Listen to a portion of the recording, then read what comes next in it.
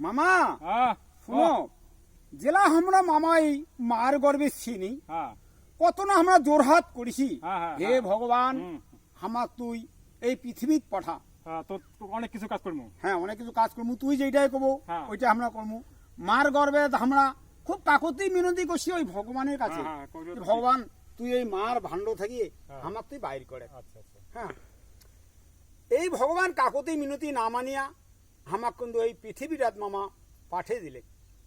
হ্যাঁ, জেলায় আমরা মার গর্ব থাকিয়া এই ভূমিত পড়নি সেলাই কিন্তু ওই কথি যে কার কায় কার কায় মায়ায় বন্দী। মায়ায় বন্দি কার হ্যাঁ। কায় কার কায়।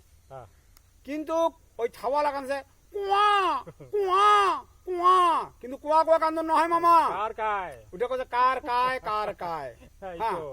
এইবার মামা ছোট্ট থাকি বাবা মা আমাকে বড় করলে, হ্যাঁ, আমরা কিন্তু ওই যে ভগবানের কথা দিয়াচ্ছি, হ্যাঁ, হ্যাঁ। আমরা কিন্তু কথাটা অমান্য করে ফেলানি মামা।